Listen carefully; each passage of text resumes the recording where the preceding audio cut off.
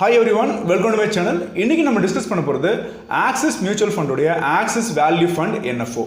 இந்த ஃபண்ட்ல யார் இன்வெஸ்ட் பண்ணலாம் அப்படின்னா இதுல வந்து SIP முறையில் இன்வெஸ்ட் பண்றவங்களும் இன்வெஸ்ட் பண்ணலாம் இல்ல ஒன் டைம்ல நான் வந்து லாங் டைமுக்கு ஒரு வெல்த் கிரியேட் பண்ணனும்னு நினைக்கிறவங்களும் இன்வெஸ்ட் பண்ணலாம். இன்னைக்கு லம்சமா இன்வெஸ்ட் பண்ணனும்னு நினைக்கும்போது இன்னைக்கு நிறைய இன்வெஸ்டர்ஸ் வந்து பாத்தீங்கன்னா அவங்களுடைய ஃபிக்ஸ்ட் டெபாசிட்டை பிரேக் பண்ணிட்டு மியூச்சுவல் ஃபண்ட்ல டைரக்டா இன்வெஸ்ட் பண்ண வராங்க. அப்போ வந்து அதுக்கு வந்து சில கைட்லைன்ஸ் எல்லாம் இருக்குது. நீங்கள் டைரெக்டாக வந்து 100% ஈக்விட்டி ஸ்கீமில் நீங்கள் இன்வெஸ்ட் பண்ணும்போது வந்து பார்த்தீங்கன்னா நீங்கள் தவறான ஸ்கீமில் தவறான பீரியடில் நீங்கள் இன்வெஸ்ட் பண்ணிட்டீங்கன்னா உங்களுக்கு லாஸ் ஏற்பட வாய்ப்புகள் இருக்குது. ஸோ அதுக்கு ஒரு சின்ன கிளாரிட்டி கொடுக்க விரும்புகிறேன். ஏன்னா இன்றைக்கி நிறைய பேர் ஃபிக்ஸட் டெபாசிட்லேருந்து மியூச்சுவல் ஃபண்டுக்கு வரதுனால இப்போ ரீசெண்டாக வந்து பார்த்தீங்கன்னா கவர்மெண்ட் வந்து பார்த்தீங்கன்னா ஒரு ஆக்ட் இருக்குது, அதாவது deposit insurance and credit guarantee corporation act அப்படின்னு ஒரு ஆக்ட் இருக்குது. அது வந்து இப்போ 2021 வந்து பார்த்தீங்கன்னா அந்த ஆக்டை வந்து அமெண்ட் பண்ணியிருக்காங்க, புதிய திருத்தங்கள் கொண்டு வந்திருக்காங்க. இதுக்கு முன்னாடி என்ன அதில் இருந்தது அப்படின்னு வந்து பார்த்தீங்கன்னா நீங்கள் ஒரு பேங்க்கில் டெபாசிட்ஸ் வச்சுருக்கீங்க, நீங்கள் 10 லட்ச ரூபா வச்சுருக்கலாம் இல்லை 1 கோடி ரூபாய் நீங்கள் வச்சுருக்கலாம். ஆனால் இன்கேஸ் பேங்க் திவால் ஆகிடுச்சு அப்படின்னா அதில் 1 லட்ச ரூபா மட்டும்தான் உங்களுக்கு இன்சூரன்ஸ் மூலமாக உங்களுக்கு கிடைக்கும். அதுக்கு மேலே நீங்கள் எவ்வளோ டெபாசிட்ஸ் வச்சுருந்தாலும் உங்களுக்கு வந்து கிடைக்காது. இப்போ என்ன திருத்தங்கள் கொண்டு வந்திருக்காங்க அப்படின்னு வந்து பார்த்தீங்கன்னா அந்த 1 lakh 5 lakhs என்கரேஜ் பண்ணியிருக்காங்க. ஸோ இன்கேஸ் ஏதாவது பேங்க் திவால் ஆச்சுன்னா உங்களுக்கு 5 லட்ச ரூபா வரைக்கும் உங்களுக்கு காப்பீடில் கிடைக்கும். இதில் வந்து இன்னொரு அமெண்ட்மெண்ட் என்ன பண்ணியிருக்காங்கன்னா முதல்ல வந்து பார்த்தீங்கன்னா 1 lakh இருந்தாலுமே கூட அந்த பேங்க் திவால் ஆயிடுச்சு அப்படின்னா அதுக்கான லீகல் ப்ரொசீஜர்ஸ் நடந்துட்டு இருக்கும்போது நமக்கு பணம் வராது. அந்த லீகல் ப்ரொசீஜர்லாம் முடியறதுக்கு சில சமயங்கள் சில வருஷங்கள் ஆகும், சில சமயம் 10 வருஷங்கள் கூட ஆகும். ஆனால் இப்போ என்ன பண்ணியிருக்காங்கன்னா இந்த இன்சூரன்ஸ் ஆக்ட் மூலமாக என்ன பண்ணியிருக்காங்கன்னா இது வந்து நீங்கள் 90 நாளுக்குள்ளே செட்டில் பண்ணணும்னு சொல்லியிருக்காங்க. ஸோ ஃபாஸ்ட்டாக உங்களுக்கு வந்து வேலைகள் நடக்கும். ஆனால் மேக்ஸிமம் 5 லட்ச ரூபா வரைக்கும் தான் உங்களுக்கு வந்து இதில் கேரண்டி உங்களுக்கு கிடைக்கும். ஸோ இது வந்து ஒரு வகையில் வந்து பார்த்தீங்கன்னா 1 lakhலேருந்து 5 லட்ச ரூபா வந்து இம்ப்ரூவ்மெண்ட்டாக இருந்தாலும் இன்னைக்கு மக்களுக்கு நிறைய பேருக்கு வந்து ஒரு விழிப்புணர்வாக இருக்கோ இவ்வளோ தானா 5 லட்சம் வரைக்கும் தான் நமக்கு வந்து கேரண்டி இருக்கா அப்படின்னு சொல்லிட்டு நிறைய பேர் மியூச்சுவல் ஃபண்ட்ஸுக்கு வர்றாங்க. 2 வகையான இன்வெஸ்டர்ஸ் வராங்க. ஒரு இன்வெஸ்டர்ஸ் வந்துட்டு ரிட்டையர்ட் ஆன பீப்புளாக இருப்பாங்க, அவங்களுக்கு மந்த்லி இன்கம் வேணும். ஸோ மந்த்லி இன்கம் வேணுன்றவங்க ஹைபிரிட் ஃபண்ட்ஸில் தான் இன்வெஸ்ட் பண்ணணும். அதாவது கன்சர்வேட்டிவ் ஹைபிரிட், அக்ரெசிவ் ஹைபிரிட்னு இருக்குது. கன்சர்வேட்டிவ் ஹைபிரிட்ங்கிறது என்னன்னா 35% தான் வந்து ஈக்விட்டி இருக்கும். ஷேர் மார்க்கெட் திட்டங்களில் 35% மட்டும் தான் இன்வெஸ்ட் பண்ணுவாங்க. பேலன்ஸ் 65% வந்து பார்த்தீங்கன்னா கம்பெனி டெபாசிட்ஸ்லையும் கவர்மெண்ட் பாண்ட்ஸ்லையும் தான் இன்வெஸ்ட் பண்ணுவாங்க. அப்போ வந்து கேபிட்டல் கொஞ்சம் சேஃபாக இருக்கும் நமக்கு. அந்த 35% ஈக்விட்டி இன்வெஸ்ட் பண்ணுறதுனால நமக்கு பேங்க் வட்டியை விட அதிகமாக வட்டி கிடைக்கிறதுக்கான வாய்ப்புகள் இருக்குது. இதுவே வந்து பார்த்தீங்கன்னா கொஞ்சம் நான் ரிஸ்க் எடுக்க தயார் சார், எனக்கு கொஞ்சம் இன்ட்ரெஸ்ட் பெட்டராக வேணும் அப்படின்னு நினைக்கிறவங்க வந்து பார்த்தீங்கன்னா அக்ரெசிவ் ஹைபிரிட்ல இன்வெஸ்ட் பண்ணலாம். அப்போ வந்து பார்த்தீங்கன்னா உங்களுக்கு 65% வரைக்கும் ஈக்விட்டிஸ் மார்க்கெட்டில் இன்வெஸ்ட் பண்ணுவாங்க. பேலன்ஸ் 35% வந்து கவர்மெண்ட் பாண்ட்ஸ்லையும் கம்பெனி டெபாசிட்லையும் இன்வெஸ்ட் பண்ணுவாங்க. அப்போ நமக்கு எக்ஸ்ட்ரா ரிட்டர்ன்ஸ் கிடைக்க வாய்ப்புகள் இருக்குது. அதே சமயம் மார்க்கெட் ஃபாலோ ஆகும்போது குறைவாக தான் ஃபாலோ ஆகும், 100% ஈக்விட்டி மாதிரி ஃபாலோ ஆகாது. பட் சில பேர் வந்துட்டு எனக்கு மந்த்லி இன்கம்லாம் எனக்கு வேண்டாம், எனக்கு வந்து இப்போ இன்வெஸ்ட் பண்ணுறேன், எனக்கு ஒரு 5 வருஷமா 10 வருஷமா கழிச்சு எனக்கு டோட்டலாக எனக்கு அப்ரிசியேஷன் தான் வேணும்னு நினைக்கிறவங்க இந்த மாதிரி ஆக்சிஸ் வேல்யூ ஃபண்டில் நீங்கள் இன்வெஸ்ட் பண்ணலாம். ஸோ மந்த்லி இன்கம் வேணுன்றவங்க இந்த மாதிரி வேல்யூ ஃபண்டில் 100% ஈக்விட்டி திட்டங்களை முதலீடு பண்ணக்கூடாது. இன்னொரு டவுட் நிறைய பேருக்கு இருக்கு, என்னன்னா நான் இன்னைக்கு பேங்க்ல டெபாசிட்ஸ் போட்டிருக்கேன், அந்த டெபாசிட் எல்லாமே சேஃப் இல்லையா அப்படின்னு நிறைய பேருக்கு தோணும். இன்னொரு விஷயம் சொல்ல வர்றது என்னன்னா இந்த மாதிரி ரெகுலேஷன்ஸ் வந்து பார்த்தீங்கன்னா கவர்மெண்டோடைய ரூல்ஸ் அண்ட் ரெகுலேஷன்ஸ். ஆனால் இது வரைக்கும் வந்து பார்த்தீங்கன்னா இந்தியாவில் எந்த பேங்க்கும் திவால் ஆனது கிடையாது. ஸோ டெபாசிட் ஹோல்டர்ஸ் பயப்பட வேண்டிய அவசியம் இல்லை. பட் இன்கேஸ் ஃபியூச்சரில் நடந்துருச்சு அப்படின்னா அது அங்கிருந்து ஃபர்ஸ்ட் ஆயிரும்.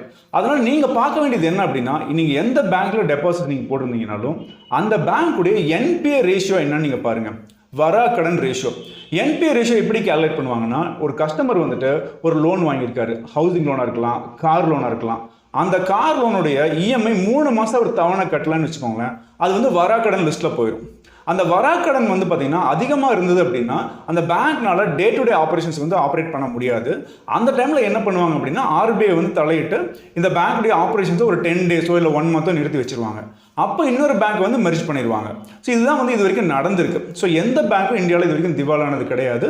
திவாலாகவும் மோஸ்ட்லி விட மாட்டாங்க கவர்மெண்ட்டும் ஆர்பிஐயும். ரீசன் என்ன அப்படின்னா மக்கள் பேங்க்லேயே வந்து சேஃப் இல்லைன்னு மக்கள் உணர ஆரம்பிச்சிட்டாங்கன்னா எல்லாருமே பேங்க்லேருந்து பணத்தை எடுக்க ஆரம்பிச்சிருவாங்க. அது வந்து ஒரு நாட்டுடைய எக்கானமிக்கும் பொருளாதாரத்துக்கும் வந்து நல்லது கிடையாது. அதனால பேங்க்கை வந்து திவாலாக விட மாட்டாங்க.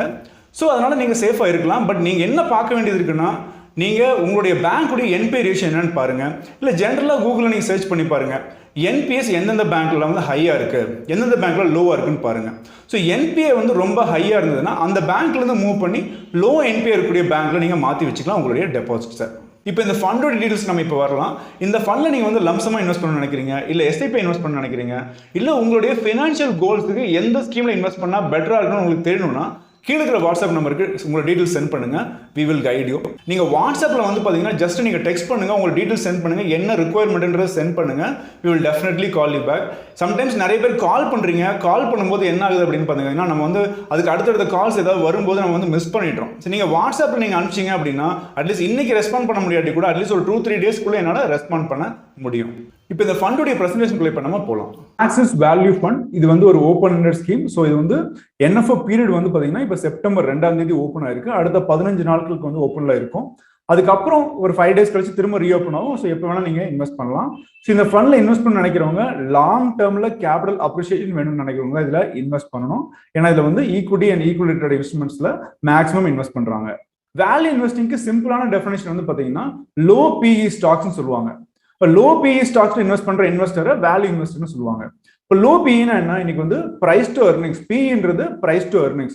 இன்னைக்கு ஸ்டாக் மார்க்கெட்ல ஒரு கம்பெனியோட ஷேர் பிரைஸ் 2000 ரூபாய்க்கு ட்ரேட் ஆயிட்டு இருக்குன்னா அந்த கம்பெனில எவ்வளவு earnings இருக்கு, எவ்வளவு லாபம் இருக்கு, அந்த லாபத்துக்கு எவ்வளவு மடங்கு வந்து அந்த ஷேர் பிரைஸ் வந்து ட்ரேட் ஆயிட்டு இருக்கு. நிறைய ஸ்டாக்ஸ் வந்து பாத்தீங்கன்னா அதுல ஹை PEல இருக்கும், நிறைய ஸ்டாக்ஸ் வந்து லோ PEல இருக்கும். அப்போ லோ PEல இருக்கக்கூடிய ஸ்டாக்ஸ்ல இன்வெஸ்ட் பண்றது தான் வேல்யூ இன்வெஸ்டிங் நிறைய பேர் நினைக்கிறாங்க. அது அப்படி கிடையாது. ப்ராடர் டெஃபினிஷன் என்ன அப்படின்னு பாத்தீங்கன்னா இன்னைக்கு நல்ல குவாலிட்டியான கம்பெனிகள் நிறைய இருக்கு. அந்த கம்பெனியோட ஷேர் பிரைஸ் வந்து பாத்தீங்கன்னா ஏதோ ஒரு காரணத்துக்காக அவங்களுடைய ஷேர் பிரைஸ் கம்மியான பிரைஸ்ல ட்ரேட் ஆயிட்டு இருக்கும். ஆனா குவாலிட்டி இருக்கும், ப்ராஃபிட் இருக்கும், சேல்ஸ் க்ரோத் எல்லாமே இருக்கும். ஸோ அந்த மாதிரி நிறுவனங்களை ஐடென்டிஃபை பண்ணி இன்வெஸ்ட் பண்றது தான் வந்து பாத்தீங்கன்னா உங்களுக்கு வேல்யூ இன்வெஸ்டிங். ஸோ வேல்யூ இன்வெஸ்டிங்ல டிஃப்ரெண்ட் ஃபேஸஸ் இருக்கு. ஃபர்ஸ்ட் வந்து பாசிவ் ஸ்கிரீனர்ஸ் சொல்லுவாங்க. பாசிவ் ஸ்கிரீனர்ஸ்னா என்னன்னா ஜஸ்ட் அவங்களுடைய பிரைஸ் டு earnings என்ன, பிரைஸ் டு புக் என்ன, எவ்வளவு டிவிடெண்ட் கொடுக்குறாங்க, இதையெல்லாம் பேஸ் பண்ணி இன்வெஸ்ட் பண்றது வந்து பாசிவ் ஸ்கிரீனிங். அதுக்கப்புறம் வந்து பாத்தீங்கன்னா கான்ட்ராரிங் இன்வெஸ்டிங் சொல்லுவாங்க. இன்னைக்கு எந்தெந்த துறைகள் எல்லாம் வந்து பாத்தீங்கன்னா இன்னைக்கு நெகட்டிவ்ல பெர்ஃபார்ம் பண்ணிட்டு இருக்கு, ஆனா அதுல குவாலிட்டியான கம்பெனிகள் இருக்கும், அதுல இன்வெஸ்ட் பண்றது கான்ட்ராரிங் இன்வெஸ்டிங். நெக்ஸ்ட் ஆக்டிவிஸ்ட் இன்வெஸ்டிங் அப்படின்றது பாத்தீங்கன்னா உங்களுக்கு சில நிறுவனங்கள் வந்துட்டு அடுத்த 2-3 வருஷத்துல பெரிய டர்ன் அரவுண்ட் வரக்கூடிய வாய்ப்புகள் இருக்கும். அந்த மாதிரி கம்பெனிகளை ஐடென்டிஃபை பண்ணி அதுல இன்வெஸ்ட் பண்றதா வந்து ஆக்டிவிஸ்ட் இன்வெஸ்டிங்னு சொல்றது. ஸோ இந்தியாவில் வந்து பாத்தீங்கன்னா வேல்யூ ஸ்டைல் எப்படி பெர்ஃபார்ம் பண்ணிருக்கு நீங்க ஒரு சின்ன சார்ட்ல நம்ம பார்க்கலாம். அது நிஃப்டி 500 வேல்யூ 50 இண்டெக்ஸ்னு இருக்கு, நிஃப்டி 50 இண்டெக்ஸ்னு இருக்கு. இதனுடைய பெர்ஃபார்மன்ஸ் வந்து பாத்தீங்கன்னா சில வருஷங்கள்ல உங்களுக்கு நிஃப்டி 500 வேல்யூ 50 இண்டெக்ஸ் நல்லா பெர்ஃபார்ம் பண்ணிருக்கு. இன்னொரு சில காலங்கள் வந்து பாத்தீங்கன்னா நிஃப்டி 50 பெர்ஃபார்ம் பண்ணிருக்கு. ஸோ ஜஸ்ட் வேல்யூஷனை மட்டுமே பேஸ் பண்ணி நம்ம வந்து வேல்யூ ஸ்டைல் இன்வெஸ்டிங் நம்ம சொல்லிட முடியாது. அதனால வந்து பாத்தீங்கன்னா டிஃப்ரெண்ட் அப்ரோச் வந்து நமக்கு தேவைப்படுது. நீங்க ரீசெண்டா வந்து பாத்தீங்கன்னா லாஸ்ட் ஹாஃப் இயர்ல இந்த 2021 ஹாஃப் இயர் வரைக்கும் பாத்தீங்கன்னா வேல்யூ ஸ்டைல் இன்வெஸ்டிங் 43% ரிட்டர்ன் கொடுத்திருக்கு, நிஃப்டி 50 12.4% கொடுத்திருக்கு. ஆனா அதுக்கு முன்னாடி பீரியட்ல வந்து பாத்தீங்கன்னா நிஃப்டி 50 பெட்டரா பெர்ஃபார்ம் பண்ணிருக்கு. ஸோ இந்த மாதிரி உங்களுக்கு டிஃப்ரெண்ட் பீரியட்ஸ்ல டிஃப்ரெண்ட் ஸ்டைல்ஸ் வந்து ஒர்க் ஆயிருக்கு. ஸோ இப்போ வேல்யூ ஸ்டைல்லாம் என்ன, அது எப்படி பெட்டரா பெர்ஃபார்ம் பண்ண போறான்றதை நம்ம அடுத்த ஸ்லைஸ்ல நம்ம பார்க்க போறோம். ஸோ இந்த ஃபண்டுடைய பிலாசபி வந்து பாத்தீங்கன்னா ஃபர்ஸ்ட் பார்க்கக்கூடியது வேல்யூவேஷன். ஸோ வேல்யூவேஷன் எப்படி பார்ப்பாங்கன்னா ஒவ்வொரு இண்டஸ்ட்ரிகள்லையும் எந்தெந்த கம்பெனிகள்லாம் வந்துட்டு லோவர் பிரைஸ்ல ட்ரேட் ஆயிட்டு இருக்கு அப்படின்னு பார்ப்பாங்க. ஸோ அந்த ஸ்டாக்ஸை வந்து ஃபர்ஸ்ட் பிக்கப் பண்ணுவாங்க. நெக்ஸ்ட் எந்தெந்த நிறுவனங்கள்லாம் அந்த துறைகள்ல வந்து மேனேஜ்மெண்ட் டேர்ன் அரவுண்ட் ஆக வாய்ப்புகள் இருக்கு, எந்த செக்டர்ல வந்து அதிகமான ஷிஃப்ட் ஆக வாய்ப்புகள் இருக்கு, நெக்ஸ்ட் ஜென்ரேஷன் அந்த மாதிரி ஷிஃப்ட் ஆக வாய்ப்புகள் இருக்குன்னு பார்த்து அதுல இன்வெஸ்ட் பண்ணுவாங்க. நெக்ஸ்ட் வந்து பாத்தீங்கன்னா ஃபண்டமெண்டல் பேஸ்ட், அதாவது ஒரு ரிட்டர்ன் ஆன் ஈக்விட்டின்றது ரொம்ப ரொம்ப முக்கியமான ஒரு ஃபேக்டர். இன்னைக்கு எவ்வளவு பணம் வந்து ஒரு கம்பெனில முதலீடு பண்றாங்க, அதுக்கு எவ்வளவு வந்து சேல்ஸ் திரும்ப வந்திருக்கு, எவ்வளவு லாபம் திரும்ப வந்திருக்கு, நெக்ஸ்ட் அடுத்த ஒரு 2 வருஷத்துக்கு வந்து பாத்தீங்கன்னா எங்கெல்லாம் ஆப்பர்ச்சுனிட்டி இருக்கு, எந்த சைக்கிள்ஸ்ல பிசினஸ் சைக்கிள் ஆப்பர்ச்சுனிட்டி இருக்குன்னு பார்த்து இன்வெஸ்ட் பண்றது ஃபண்டமெண்டல் பேஸ்ட் இன்வெஸ்டிங். நெக்ஸ்ட் வந்து பாத்தீங்கன்னா medium to long term focus. இன்னைக்கு வந்து நிறைய குவாலிட்டியான கம்பெனிகள் இருக்கும், ஆனா அவங்களுடைய பாஸ்ட்ல ஒரு 1 இயர் முன்னாடியோ 2 இயர்ஸ் முன்னாடியோ ஏதோ ஒரு சின்ன மிஸ்டேக்ஸ் நடந்திருக்கலாம். அதனால அந்த கம்பெனியோட ரேட்டிங்ஸ் வந்து குறைவா இருந்திருக்கலாம். அந்த ரேட்டிங் எல்லாம் வந்து எந்த கம்பெனிகள்லாம் வந்து ரீ ரேட்டிங் ஆக வாய்ப்புகள் இருக்கு. ஸோ ரீ ரேட்டிங் ஆகும்போது என்னவோ அவங்களுடைய குவாலிட்டி ஆஃப் கம்பெனி வந்து அப்கிரேட் ஆகும்போது அதனுடைய ஸ்டாக் பிரைஸ் எல்லாம் மேல போக ஆரம்பிக்கும். ஸோ அந்த மாதிரி கம்பெனிகளை ஐடென்டிஃபை பண்றது. Next integrated risk management. So டோட்டலா வந்து போர்ட்ஃபோலியோ வந்து பாத்தீங்கன்னா ப்ராப்பரா அமைக்கிறது, டைவர்சிஃபைடா அமைக்கிறது. ஜஸ்ட் வந்து ஸ்டாக்ஸை மட்டும் பிக்கப் பண்ணிட்டு அது வந்து குவாலிட்டியான ஒரு டைவர்சிஃபைடா போர்ட்ஃபோலியோவா இல்லாம இருந்துச்சுனாலும் நமக்கு ரிஸ்க் இருக்க வாய்ப்புகள் இருக்கு. அதனால ப்ராப்பரான ஒரு போர்ட்ஃபோலியோவை கன்ஸ்ட்ரக்ஷன் பண்றது. Next strong management. ஒரு கம்பெனி இருக்குன்னா அந்த கம்பெனியுடைய மேனேஜ்மெண்ட் எப்படி இருக்கு, அதுல ப்ரொமோட்டர்ஸ் உடைய ஷேர்ஸ் எவ்வளவு இருக்கு. ஒரு ப்ரொமோட்டரே வந்து அவங்களுடைய கம்பெனியுடைய ஷேர்ஸை செல் பண்ணிட்டு இருக்காங்க அப்படின்னா அது வந்து ஒரு நல்ல சிக்னல் கிடையாது. ஸோ அதெல்லாம் பார்த்து வந்து பாத்தீங்கன்னா நல்ல கவர்னன்ஸ் உள்ள கம்பெனிலாம் பார்த்து இன்வெஸ்ட் பண்றது தான் வந்து வேல்யூ இன்வெஸ்டிங். ஸோ இந்த ஃபண்டோட இன்வெஸ்ட்மெண்ட் ப்ராசஸ் பாத்தீங்கன்னா நான் முதல்ல சொன்ன மாதிரி வேல்யூவேஷன் ஸ்கிரீனிங். ஸோ லோவர் வேல்யூஷன்ல இருக்கிற கம்பெனில வந்து ஃபர்ஸ்ட் ஐடென்டிஃபை பண்றது, அப்புறம் அதுல இருந்து வந்து பாத்தீங்கன்னா ஸ்டாக் வேல்யூவேஷன் பண்றது, அதனுடைய கம்பெனியுடைய ப்ராஃபிட் எப்படி இருக்கு, ROE எப்படி இருக்கு, இதை பேஸ் பண்ணி அதுல இருந்து ஷார்ட் லிஸ்ட் பண்ணுவாங்க. அப்புறம் வந்து ஒரு ப்ராப்பரான ஒரு போர்ட்ஃபோலியோ வந்து கன்ஸ்ட்ரக்ஷன் பண்ணுவாங்க. அதுக்கப்புறம் ரெகுலராக அந்த போர்ட்ஃபோலியோ வந்து மானிட்டர் பண்ணுவாங்க. ஏன்னா ஒன்ஸ் இன் 3 months அந்த கம்பெனிகளுடைய ப்ராஃபிட் அண்ட் லாஸ் அக்கௌண்ட்ஸ் வரும்போது அவங்களுடைய பேலன்ஸ் ஷீட்ஸ் எல்லாம் பார்த்துட்டு அதுக்கு தகுந்த மாதிரி இந்த போர்ட்ஃபோலியோவை சேஞ்ச் பண்ணுவாங்க. இந்த ஃபண்டுடைய அசட் அலோகேஷன் வந்து பார்த்தீங்கன்னா 50 to 80% இது லார்ஜ் கேப் தான் இருக்கும். 20 to 50% வந்து மிட் அண்ட் ஸ்மால் கேப்ல வந்து இன்வெஸ்ட் பண்ணுவாங்க. ஸோ இந்த ஃபண்ட் வந்து பார்த்தீங்கன்னா அடுத்த 2-3 வருஷத்துக்கு எந்த கம்பெனில அதிகமான பொட்டன்ஷியல் இருக்கு, ரீரேட்டிங் எந்த கம்பெனிலாம் பாசிபிலிட்டி இருக்குன்னு பார்த்து இன்வெஸ்ட் பண்ற ஒரு ஸ்ட்ராட்டஜி. அதாவது கான்ட்ரேரியன் ஸ்ட்ராட்டஜி இல்ல வேல்யூ ஸ்ட்ராட்டஜின்னு சொல்லுவாங்க. இது வந்து ஜென்ரலா வந்து ஒரு நிறைய வேல்யூ ஸ்டாக்ஸ் எப்படி இருக்கும் அப்படின்னு பார்த்தீங்கன்னா கம்மியான பிரைஸ்ல இருக்கக்கூடிய ஸ்டாக்ஸ் மட்டும் வாங்கி வைக்கிறது, ஷார்ட் டேர்முக்காக சில ஸ்டாக்ஸை வாங்குறது, அந்த மாதிரி ஸ்ட்ராட்டஜி இதுல பிளே பண்ண போறது இல்லை. ஸோ இந்த ஃபண்ட்ல இன்வெஸ்ட் பண்றதுக்கு மினிமம் 5,000 rupees கூட நீங்க இன்வெஸ்ட் பண்ணலாம்.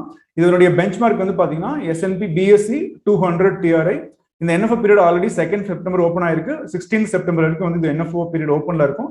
அந்த NFO பீரியட்ல இன்வெஸ்ட் பண்றவங்களுக்கு 10 ரூபாய் NAV வந்து யூனிட்ஸ் வந்து அலர்ட் ஆகும். Mutual fund investments R subject to market risk. Read all scheme related documents carefully.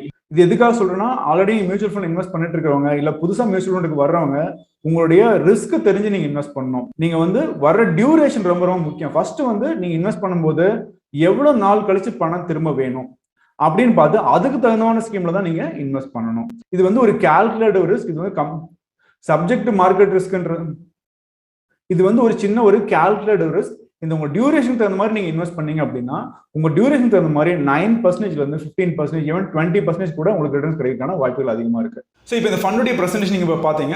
இந்த ஃபண்ட்ல இன்வெஸ்ட் பண்ணனாலோ இல்லை உங்க ஃபினான்ஷியல் கோல்ஸுக்கு எந்த ஸ்கீம்ல நீங்க இன்வெஸ்ட் பண்ணணும்னு தெரியணும்னாலோ மறக்காம கீழே இருக்கிற வாட்ஸ்அப் நம்பருக்கு உங்களுடைய டீடைல்ஸ் வந்து சென்ட் பண்ணுங்க. We will guide you. Please வாட்ஸ்அப்ல டெக்ஸ்ட் பண்ணுங்க, எனக்கு கால் பண்ணாதீங்க. ஏன்னா சம்டைம்ஸ் நான் மிஸ் பண்ணிடுவேன். வீடியோ யூஸ்ஃபுல்லாக இருந்துக்குன்னு நினைக்கிறேன். இந்த வீடியோ பிடிச்சினா ப்ளீஸ் லைக் பண்ணுங்க, ஃப்ரெண்ட்ஸுக்கு ஷேர் பண்ணுங்க. இந்த சேனல் சப்ஸ்கிரைப் பண்ணாதீங்க, ப்ளீஸ் சப்ஸ்கிரைப் நவ். கீழே பெல் ஐகானை கிளிக் பண்ணுங்க. அப்போ தான் நாங்கள் எப்போ வீடியோ அப்லோட் பண்ணாலும் உங்களுக்கு நோட்டிஃபிகேஷன்ஸ் வரும். எந்த வீடியோ நீங்கள் மிஸ் பண்ணாமல் பார்க்கலாம். தேங்க்யூ.